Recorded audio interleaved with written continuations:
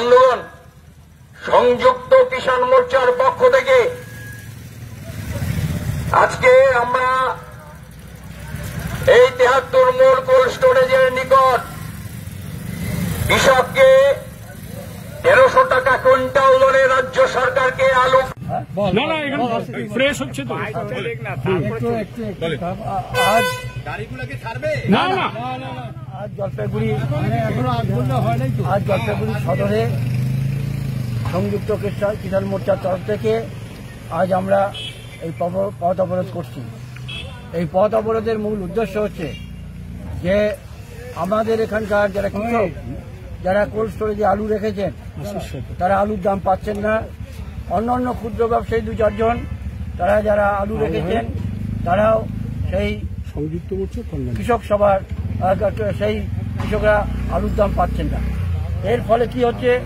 এর ফলে কৃষকরা তার যে আলু, যে উৎপাদিত আলু সারা বছরে সে একটা সময় ধরে গতর খেতে এবং অনেক বেশি পয়সা খরচা করে তারা আলু উৎপাদন করে শুধুমাত্র একটু লাভের আশায়, যে চাষা আশায় থাকে যে আলুটা বিক্রি করে তার সংসারের প্রতিপালন ঠিকমতো করতে পারবেন।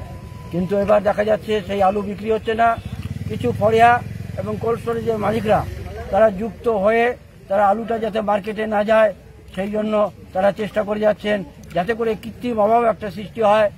মার্কেটে একদিকে যেরকম আলুর দাম বাড়ছে, কিন্তু অন্যদিকে যে কৃষকরা, প্রকৃত কৃষকরা কোল্ড স্টোরেজ থেকে মাল বের না হওয়ার দরুন তারা তার ফসলের দাম পাচ্ছে না, আলুর দাম পাচ্ছে না। এর ফলে কি হচ্ছে? কৃষকরা অবস্থা তাদের খুব খারাপ হচ্ছে। আমরা দাবি করছি সংযুক্ত কিষাণ মোর্চার তরফ থেকে যে আলু কৃষকরা উৎপাদন করছে সেই আলু তাদেরকে বিক্রি বন্দোবস্ত সরকারকে করতে হবে।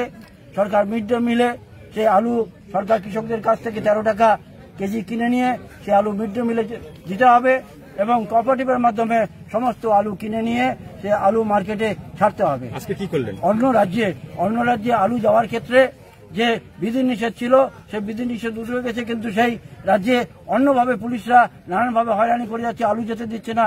সেটাকে অন্য রাজ্যে আলু যাওয়ার বন্দোবস্ত করতে হবে। অন্য রাজ্য সরকারের সঙ্গে আমাদের রাজ্য সরকারকে কথা বলতে হবে এবং আমাদের এখানকার পুরো আলুটা যাতে যায় সেই চেষ্টা আমাদের করতে হবে এই সরকারকে। হ্যাঁ, আজকে আমরা অবরোধ করলাম। আমরা সেই জন্য এখানে হচ্ছে